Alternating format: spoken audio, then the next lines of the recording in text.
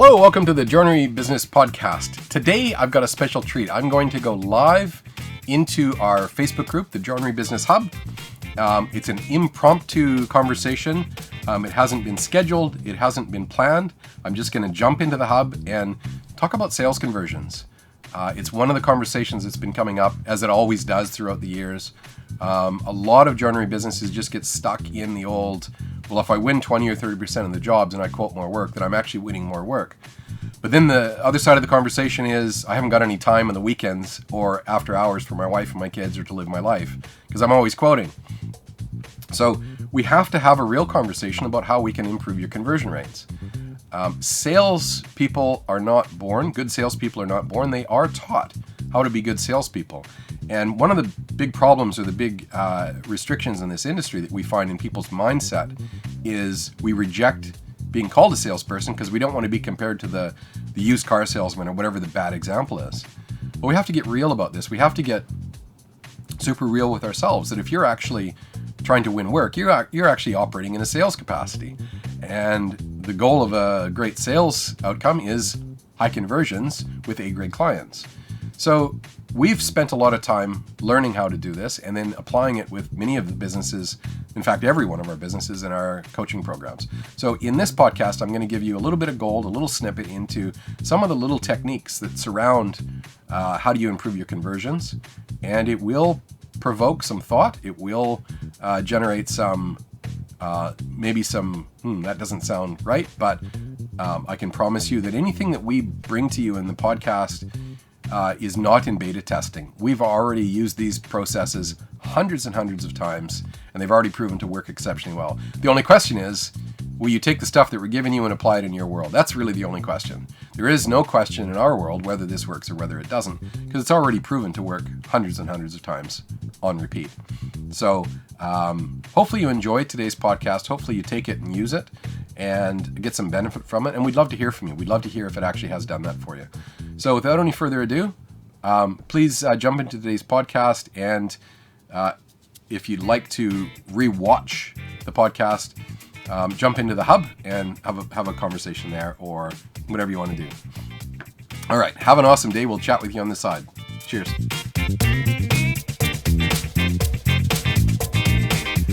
Hello, everyone. How you going in the hub? Hopefully you're doing really well. This is a quick little impromptu live podcast workshop that I thought I'd do for everybody in the hub. I am kind of getting back on the horse, so to speak. I've had COVID for about a week and a half, and I'm still not feeling super great. But I thought what I would do is I would give a little bit of value today. I've had quite a few conversations recently in the last, let's say, month or two. The economy is shifting. The economy is changing a little bit, and what we're seeing now is things are tightening up, and we're getting back to what we were like pre-pandemic, where you actually have to work a little bit harder to win the work. You actually have to do the right things in sales. Now, let me just set this up a little bit before I get too carried away. This industry, which I love, has some inherent areas, let's say, that we need to improve on. One of those areas for sure is how do we sell? Because so many people that I talk to in this industry, as soon as I have a conversation, or as soon as I even bring up the conversation around sales, I get this brick wall built that's like a kilometer thick and a mile high saying, no, I don't want to be that snake oil used car salesman sort of guy.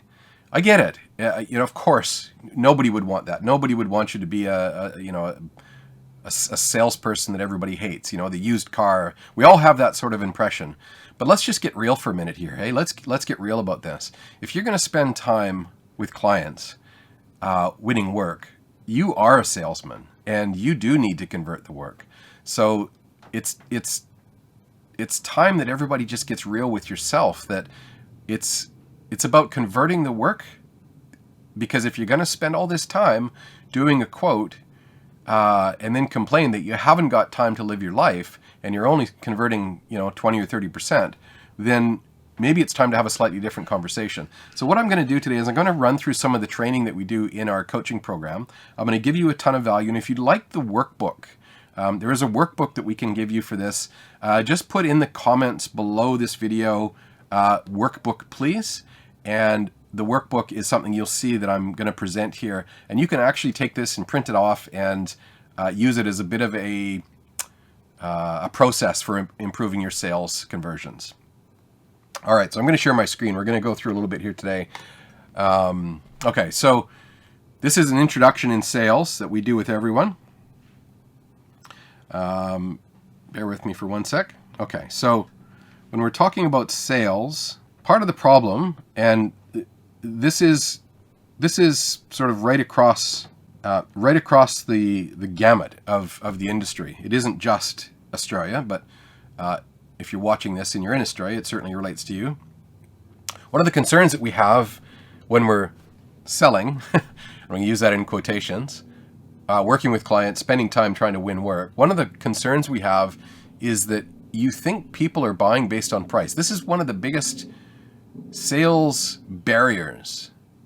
And there's a reason for that. As a business owner, what's going on in your head primarily is about paying bills, getting money from clients. In your mind, your thoughts are dominated by money-related issues as a business owner, and it's totally understandable.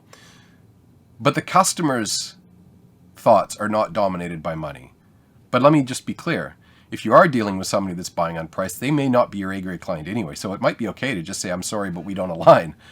But if it's about money, then it's not about value, and you might just be going broke. So there's a bit of a mental hurdle we need to get over, that you think that people think you're too expensive, or that it's about money.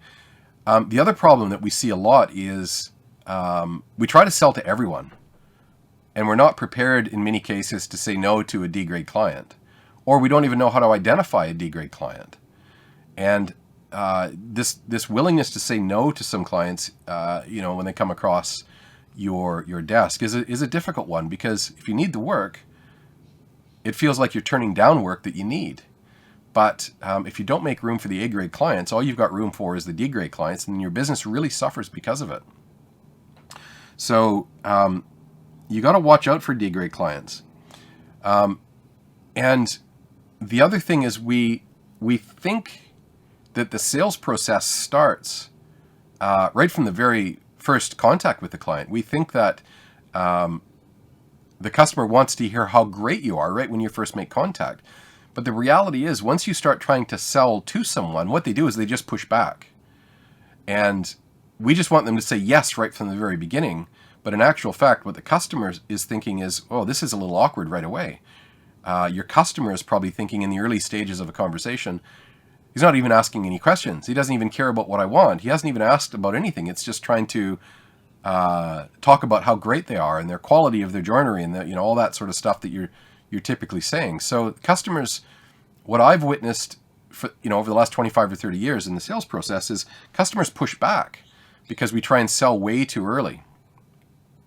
What we really want is we want customers to know your value, know your worth, and we want you to have the ability to sell your work at the price that you need to sell it at so that you can be profitable. And, we hear all too often people asking us, what's the industry standard? What would other people charge for this kitchen? And it really doesn't matter, because your costs are your costs. And if your costs are a little higher than another business, you might need to sell at a little higher price. That might just be the reality of it. So it's so important that you are able to sell your joinery at your price.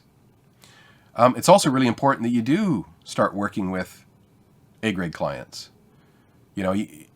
It's okay to say no to some of the bad clients so that you can work with the good ones.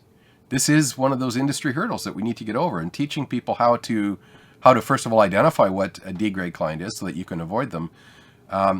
One of the comments that I hear quite a lot is, someone came to me and wanted a kitchen. I really didn't want to work with him, so I gave him the quote and I put another $5,000 on it because I didn't want to work with him anyway.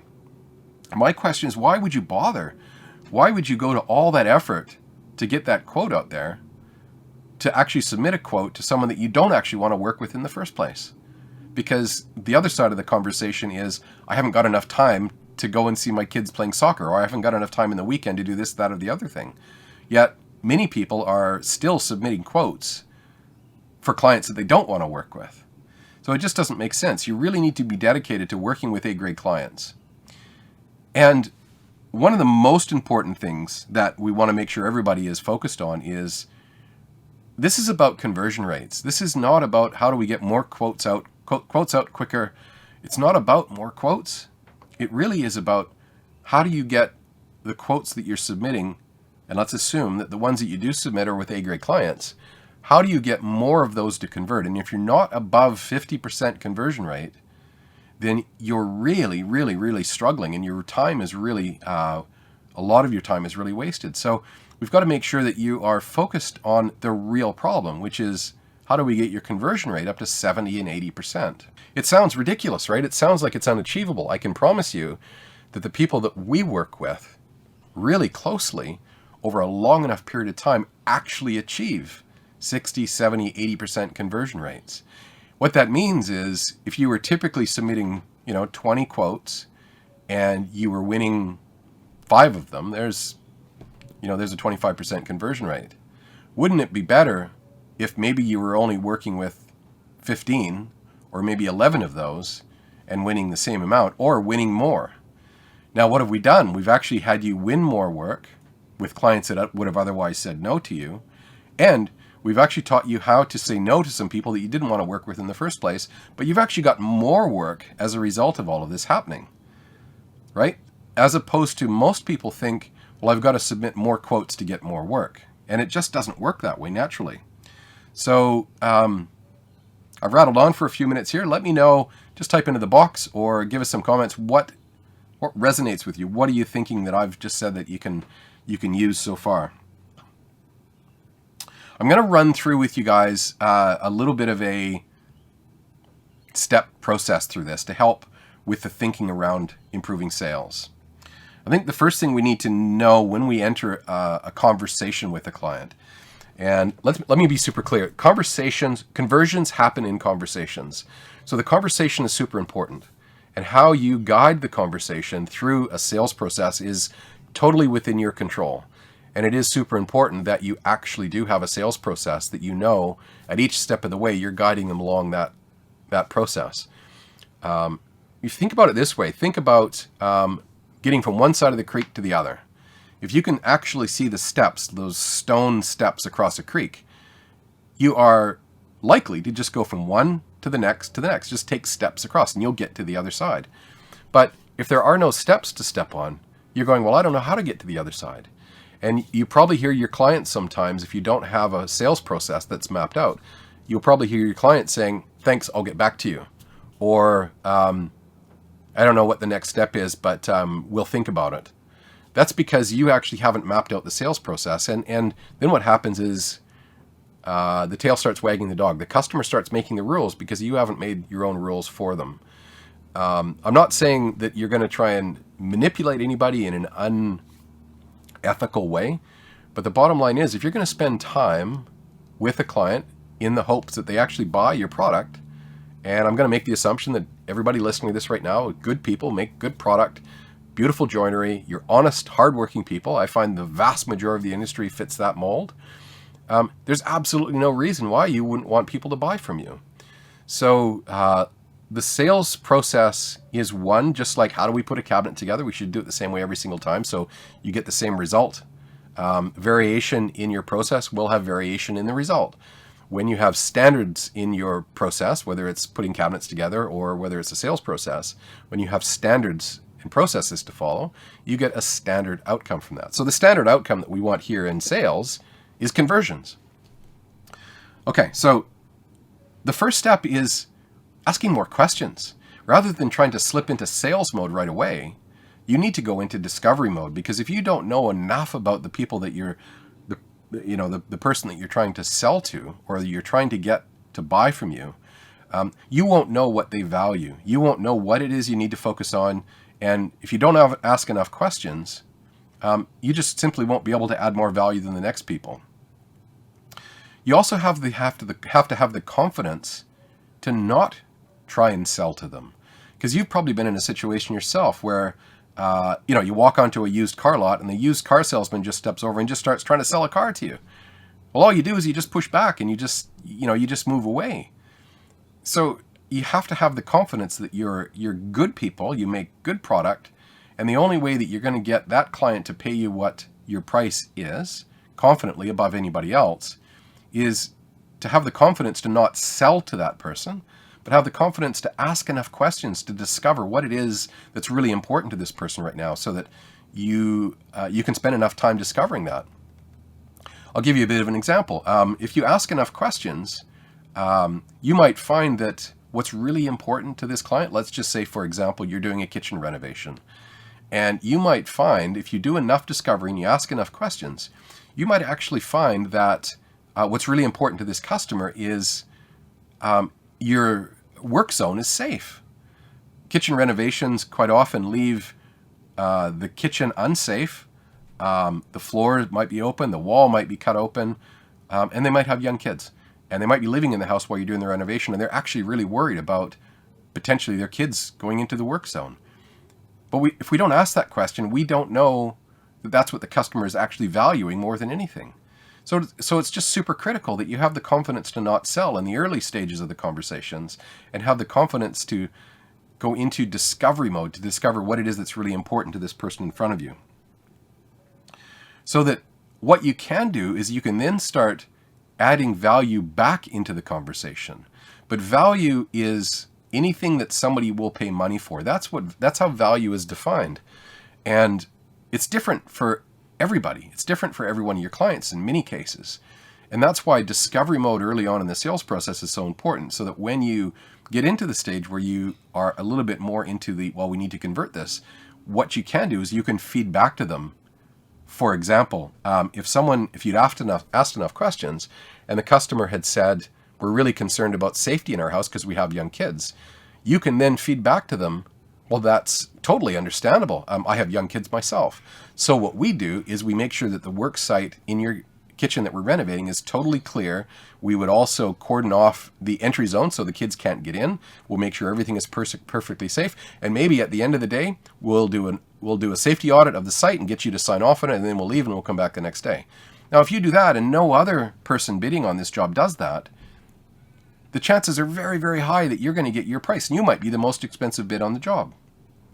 Now, I know that's a simplistic example, but it's an example to prove the point that if you don't add more value to the conversation, then the decision from the client may very well be about price.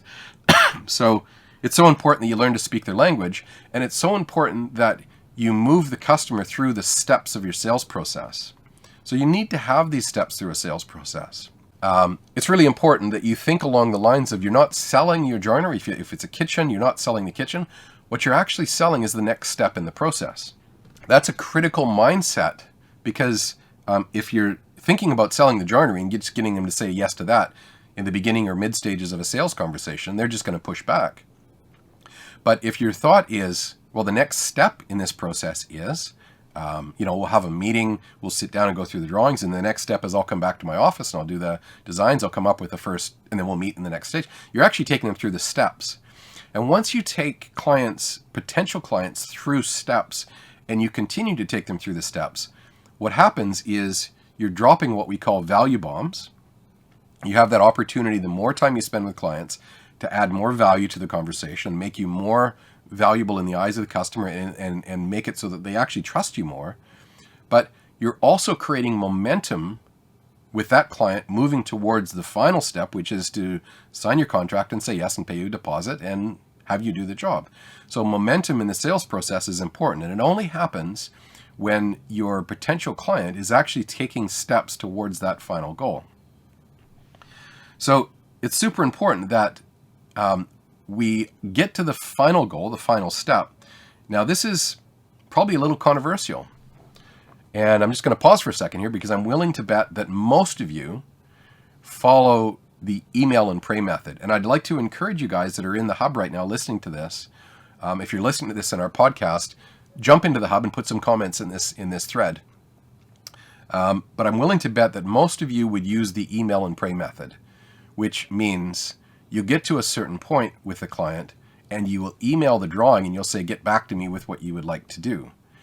So what actually happens in those situations is you might have gone through the steps of your sales process and done a really good job of getting the client warmer and warmer and warmer and trusting you more and more and raising your value.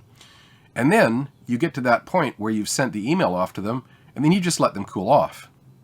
And you've opened up the door for your competitor to jump in and have an actual conversation with them and convert the job into their business, not yours.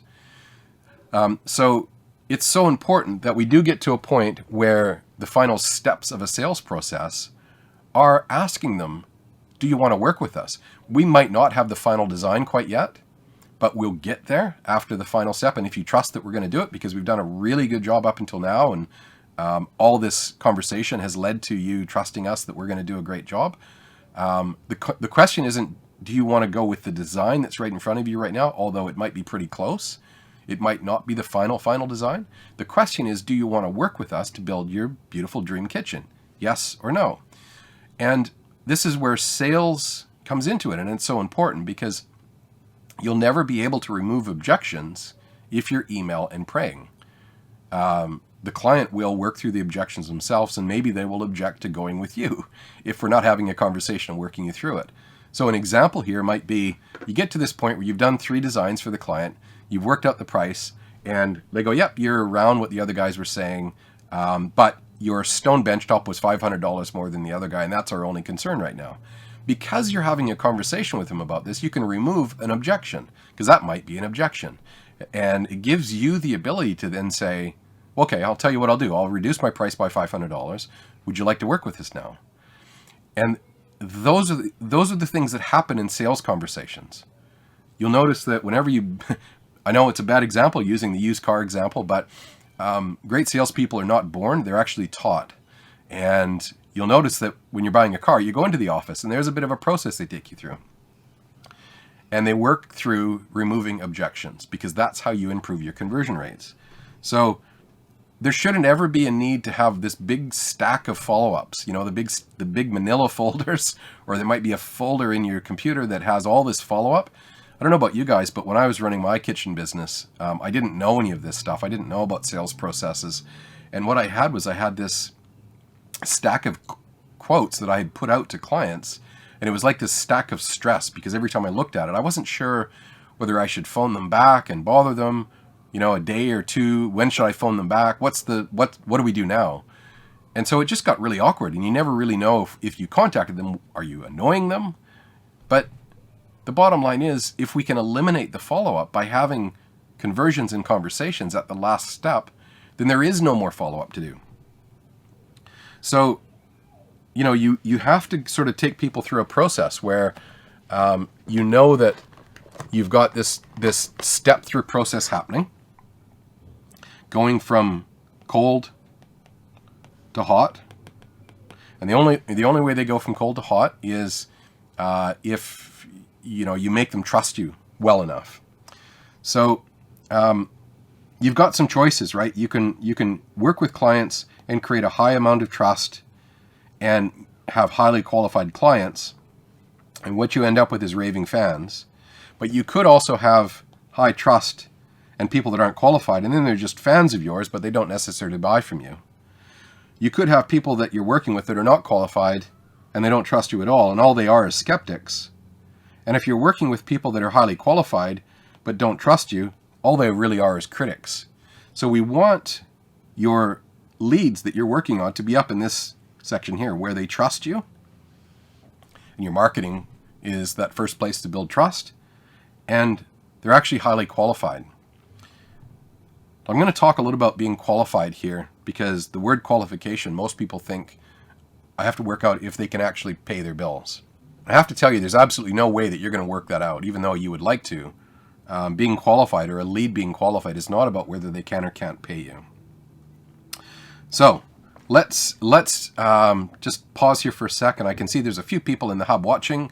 Let me know, is there anything that I've said so far that resonates with you, or any questions, any objection, any abuse you want to throw at me? Speak now or forever hold your peace. I'm going to move on.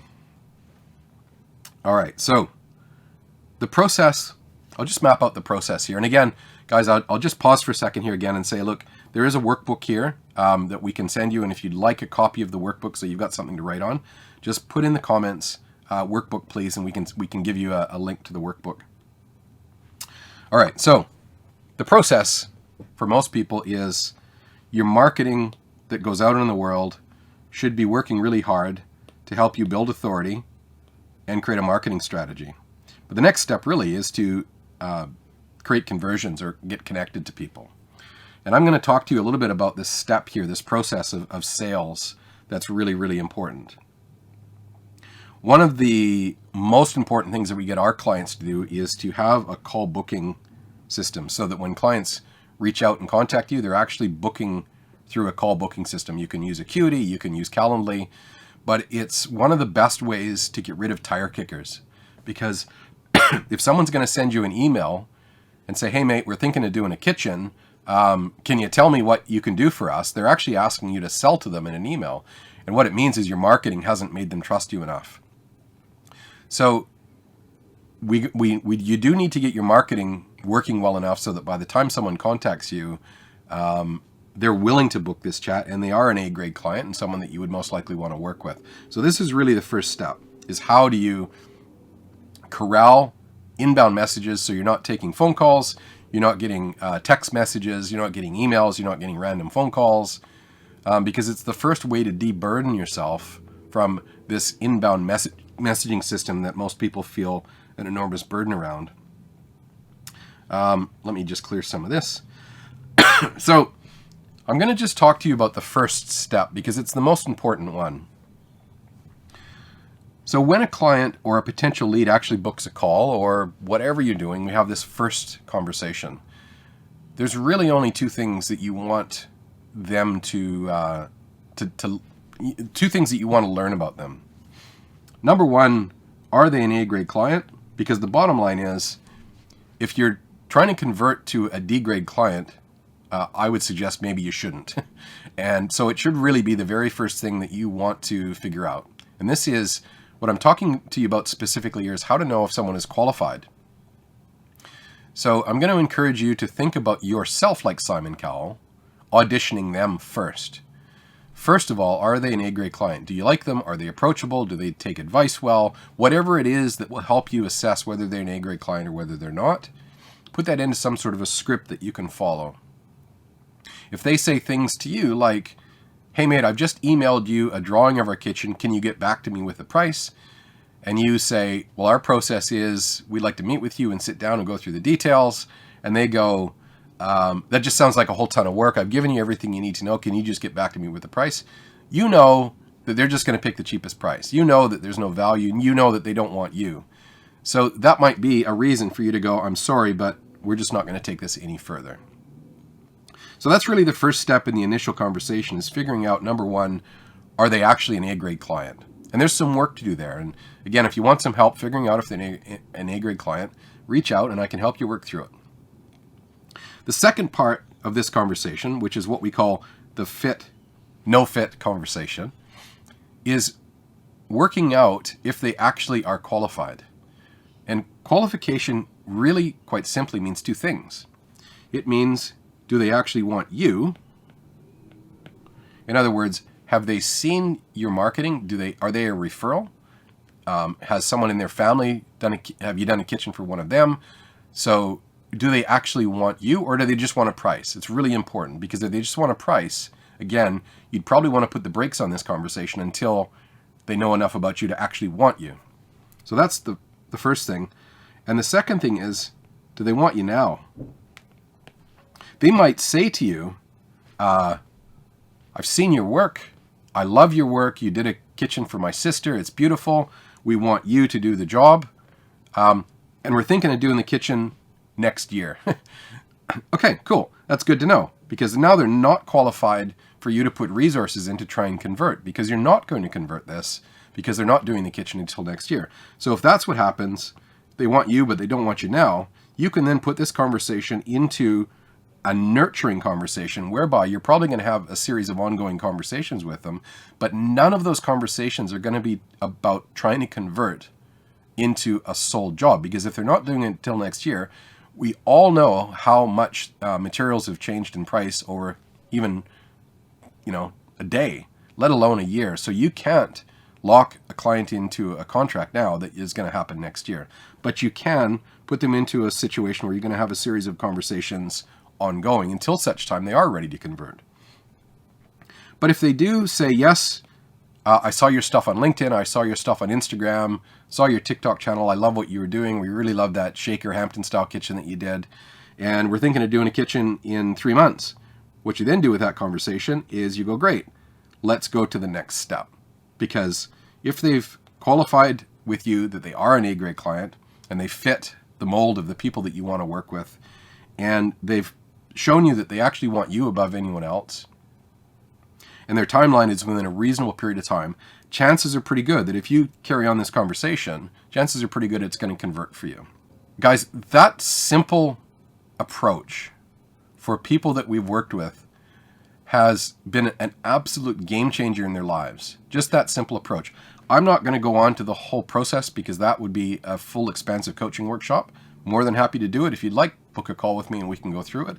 But there is a process here that takes people from, let's say, low on the trust side, up to trusting you to a certain point where during the sales process, essentially they get to a point where they're going, okay, well, how do I pay you? Like, where do we get started? And once you do that, you know that your process is working really, really well. So I think it's super important that we do keep in mind that every client is different. And if we go back to what I was saying earlier about staying in discovery mode in your sales process until such time that you know you can feed back value to the customer that they're going to respond to. If you don't have anything that you can say that the customer wants that you do exceptionally well, it's probably going to be about money. The sales process is going to be about money, and it's going to be a race to the bottom. And this is where so many joinery businesses just keep battling it out against price. You're quick to submit a price, quick to get it in there, thinking that speed of submission of price is actually going to win more work. When in actual fact, oftentimes what happens is the last guy putting the quote in that spends more time with the client wins the job. And it just simply comes down to the care factor. If you care enough to spend more time with the client, to ask enough questions, to learn about what it is they truly care about, that's what we call value. And keep in mind that value is whatever somebody will pay money for. If all you're saying is we build beautiful joinery, we build quality cabinets, we only use the best hardware, our designs are world class, guess what? Everybody's saying that. That's not any different to anybody else. So the majority of the things that you're going to talk about with your product are probably not going to stand you head and shoulders above your competitors. And you don't know what it is that client in front of you wants more until you ask enough questions. So the big takeaway here is stay in discovery mode long enough so that you can get something that you can use that is truly what you would do really well, but is truly also what the client is really wanting and what they really value. Love to hear some feedback from you guys on this. I'm going to keep it short and sharp. That's one little snippet of a sales conversion process and how you can get more conversions.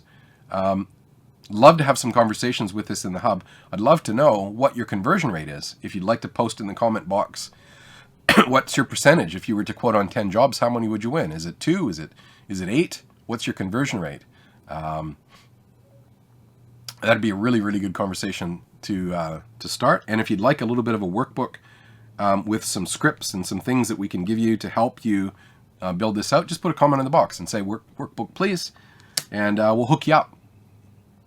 All right, guys, that's it for me. My throat is starting to fail, so I've got to sign off, but hopefully you're having a great week.